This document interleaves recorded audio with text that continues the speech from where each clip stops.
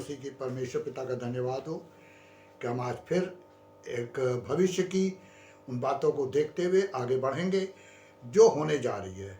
मेरे प्रियो, पिछली बार मैंने 13वां चैप्टर शुरू किया था और आज इस चैप्टर की कुछ ऐसी गूढ़ बातें आप तक पहुंचाने की कोशिश कर रहे हैं जिसे हम लोग ने शायद नहीं देखा था, न इससे पहले समझा था।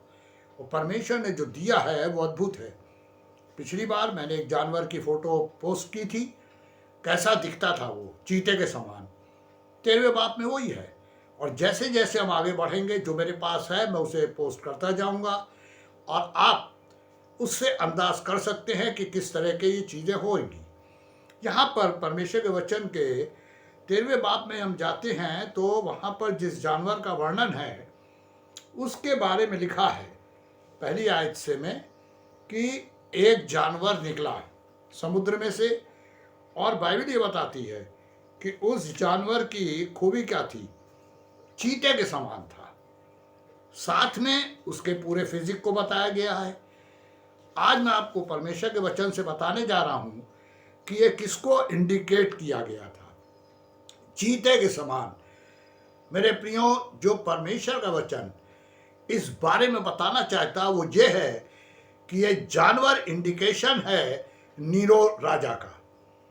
नीरो राजा आया और उसने क्या क्या किया ये आगे की एक एक आयत में आपको दिखाई पड़ेगा। और परमेश्वर ये बताते हैं कि नीरो राजा ने, जो भविष्यवाणी प्रकाशित वाक्य में 13वें बाप में है, उसके बाद मसीहत फैली और उसने मसीहत को ख़त्म करने के लिए क्या क्या हथकंडे अपनाए थे। और परमेश्वर के वचन के द्वारा हम जब आगे चलते हैं तो वहाँ लिखा हुआ है कि ये रोमी साम्राज्य का एक चिन्ह था। और आगे जब हम आएंगे आज की दूसरी आयत में तो आप पढ़ेंगे, वहाँ लिखा है कि उसके 7 सिर थे। आप जानते हैं 7 सिर क्या है? आज आपको यही चीज बताने जा रहे हैं, 10 सींग और 7 सिर, ये क्या चीजें हैं। परमेश्वर के वचन में जो 7 हेड्स लिखा हुआ है वो ये है कि जब नीरो राजा की डेथ हुई, जो रोम का किंग था, तो उसके बाद चूंकि उसके पास कोई औलाद नहीं थी, तो उसके बाद 3 जो उसके जनरल थे उन लोगों, तो हम लोग जब चलते हैं इसके दूसरे बाप में 13वें बाप के, जो पशु मैंने देखा चीते के समान था और उसके पांव भालू के और मुंह सिंह के थे। और वो आगे लिखा हुआ है, और अजगर ने अपनी सामर्थ और अपना सारा सिंहासन और बड़ा अधिकार उसे दे दिया। मेरे प्रियो, यहाँ पे जिस जानवर को पशु के रूप में आते हुए यूहन्ना ने देखा था, उसके लिए लिखा है उसके 10 सींग और 7 सिर थे। अब यहाँ पर जब नीरो बादशाह का राज हटा और ये 3 जनरल ने उसे कैप्चर किया, तो इन 3 जनरल के द्वारा ये बढ़ता चला गया और इसमें 7 और राजा ने इंटरफेयर कर लिया। तो इस तरीके से ये 7 सींग 10 सिर हो गए। मेरे प्रिय, परमेश्वर ये बताता है वचन कि ये नीरो के टाइम में हो चुका है। और बाइबल कहती है कि 18 महीने तक 3 जनरल और 7 राजाओं ने उस पूरे रोम के ऊपर राज किया है। अब चूंकि रोम की सल्तनत उस जमाने में बहुत दूर तक फैली हुई थी, इसलिए ये 18 महीने तक इन लोगों ने किया। अब यहाँ पर एक दूसरी चीज और भी है, और वो क्या है, और उसमें लिखा हुआ है उसके सिरों पर एक बड़ा घाव देखा और लगा कि वो मरने पर है, पर उसका प्राणघातक घाव अच्छा हो गया। अब जब पहली आयत हम पढ़ते हैं तो यहाँ पे वचन में लिखा हुआ है कि ये जो सींग और सर थे उनमें परमेश्वर के निंदा के नाम लिखे हुए थे। जब वो इंजर्ड होता है, कैसे होता है, वो भी आपको परमेश्वर का वचन सिखाएगा। तो परमेश्वर की निंदा के नाम जानते क्या है? परमेश्वर की निंदा तब होती है जब हम परमेश्वर की महिमा और बड़ाई किसी और को दे देते हैं, तब परमेश्वर की निंदा होती है। और परमेश्वर का वचन यही बताता है, आदम को परमेश्वर ने जब बनाकर रखा तो परमेश्वर ने उसके लिए एक तरीका ठहराया, एक आज्ञा ठहराई, लेकिन उसने क्या किया? जो आदर परमेश्वर की आज्ञा को मानकर देना चाहिए था वो न दिया, और वो सीधे उस शैतान के द्वारा गाइड हो गया, और फिर परमेश्वर को उसे अदन की वाटिका से निकालना पड़ा। जहां पर उसमें जो निंदा के नाम लिखे हुए हैं वो आपको बताना चाहता हूं क्या क्या लिखा हो सकता है। वहां पे लिखा हुआ था, पहली चीज कि वो अपने को खुद परमेश्वर कहला रहा है, उसे लोगों ने परमेश्वर कहना शुरू कर दिया। दूसरी बात कि दूसरी जो बड़ी चीज थी, उसे लोग मास्टर कहने लगे, गुरु हमारा। और तीसरी चीज क्या थी जो दी गई?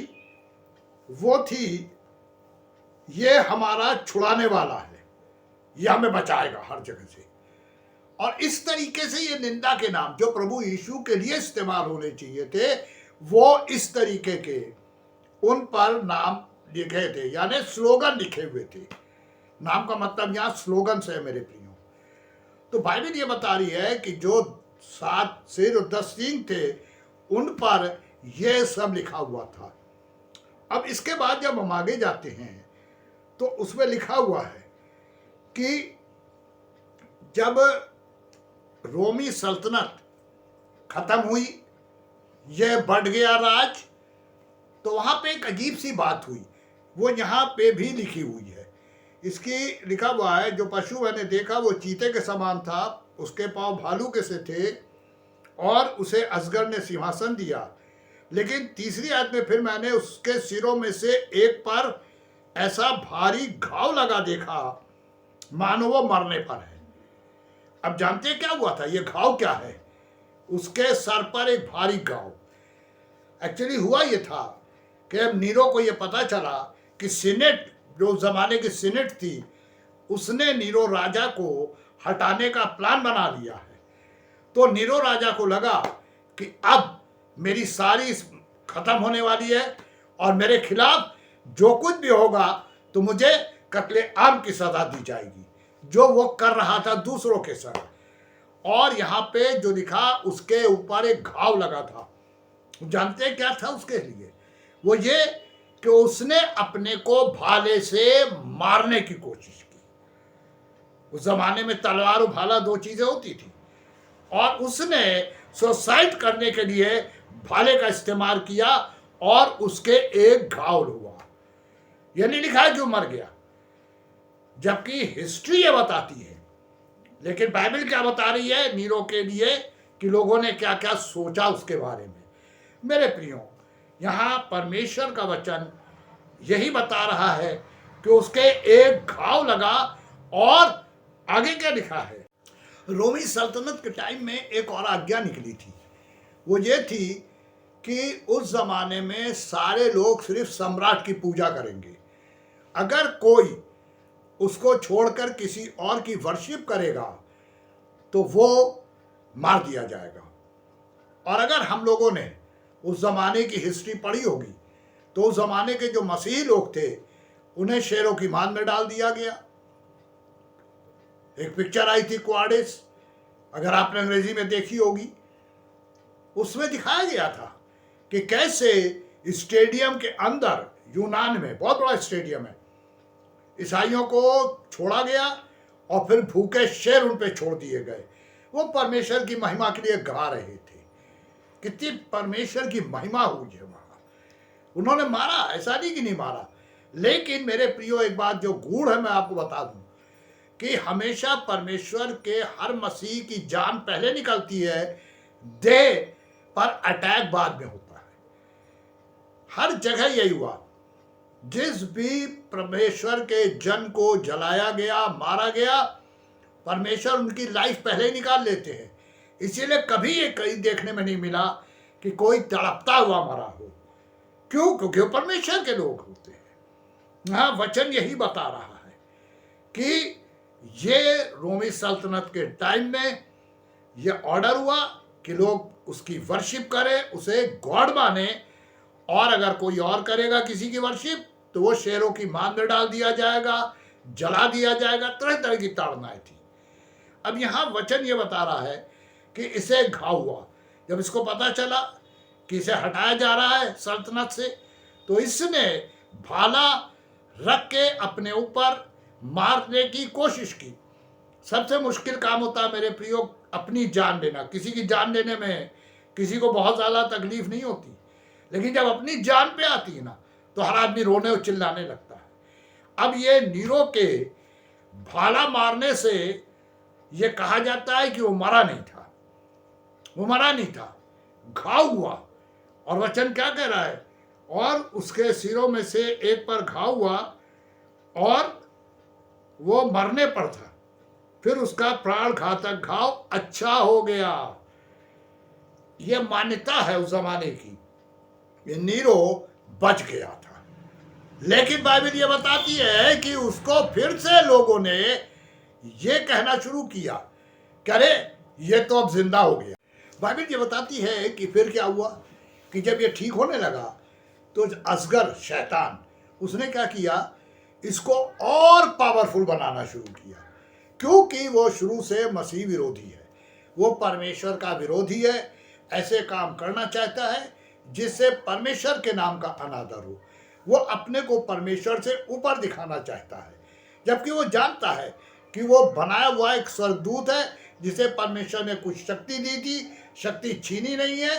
हाँ, अब वो जमीन पर गिरा दिया गया। मेरे प्रियो, वो समय आ रहा है जो मैं आपको परमेश्वर के वचन से दिखा रहा हूँ, ये सब होने वाला है। और बाइबल ये बताती है कि एक उस 70 एडी में हुआ और अब दोबारा होने जा रहा है। और परमेश्वर का वचन इस बात को बहुत खुले रूप से बता रहा है कि शैतान इसको बहुत कसरत से इस्तेमाल करेगा, इतना कि सारा लोगों का एक ग्रुप नहीं बल्कि झुंड बहुत बड़ा इसके फॉलोअर हो जाएंगे जब ये दोबारा आकर अपने को जग में जाहिर करेगा। और वचन ये बताता है कि यही एंटी क्राइस्ट है, क्रिस्ट विरोधी। अभी ये जाहिर नहीं हुआ कि ये कौन है। मेरे प्रियो, मेरे पास एक फोटो है, मैं डालूंगा, आप देखिएगा कि एक बच्चा जब पैदा हुआ तो उसके पाँव में 666 लिखा, वो गायब हो गया है। आज उसकी उम्र करीब 30-35 साल की होनी चाहिए। मेरे पास कटिंग है, पेपर में निकला था उसके बारे में। और आने वाले समय में मैं बहुत ऐसी चीज़ें आपके बीच में भेजूंगा, देखिएगा आप लोग कि कैसे क्या क्या था। और ये बच्चा जो गायब हुआ, इसी को एंटी क्राइस्ट माना जाता है।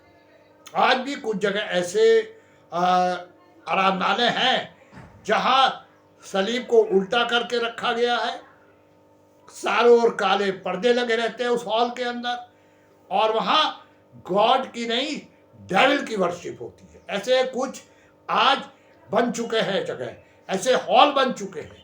हमारे प्रयागराज में भी एक हॉल था जो गिर गया।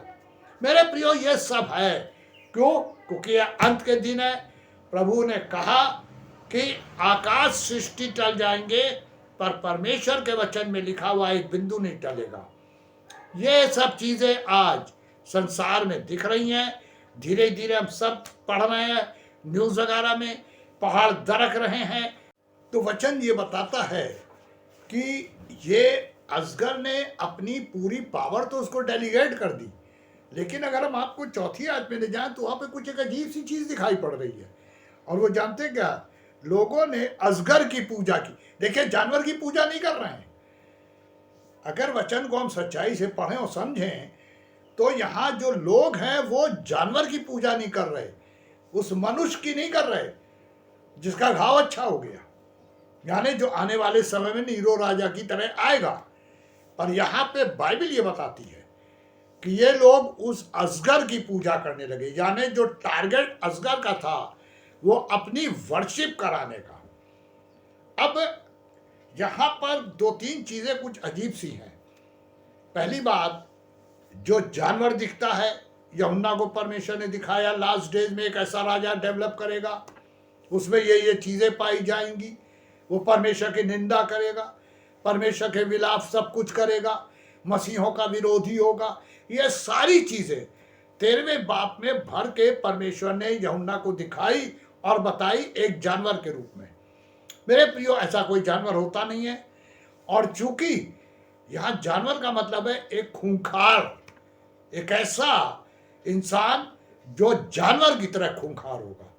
आने वाला समय हम आप नहीं जानते, पर वचन के हिसाब से हमारे आपके सामने जो अब दिन आने जा रहा है वो भयानक है। इसीलिए प्रभु ने क्या कहा, मैं तुम्हें किसी ऐसी परीक्षा में नहीं पढ़ने दूंगा जो सहने से बाहर पढ़ोगे मैं निकाल लूंगा। ये कितना बड़ा वायदा हमारे आपके पास है मेरे प्रियो, ये बहुत बड़ा वायदा है कि परमेश्वर निकाल लेंगे। जैसा मैंने बताया कि जब परमेश्वर के लोग मारे जाते थे, परमेश्वर पहले ही जान निकाल लेते थे। यहां पे उसी का एक अर्थ है कि मैं तुम्हें बचा लूंगा। अब यहां अजगर अपनी वर्शिप करा रहा है, जो उसका मेन टारगेट है। आने वाले समय में इसको और देखने के बाद हम लैंडेस की आराधना शुरू करेंगे। तो मेरे प्रिय, होने दीजिए कि सच्चाई को अगली बार खत्म करके हम आपके बीच में कुछ नई चीज देंगे। परमेश्वर की आशीष आप सबों के संग हो। आमीन।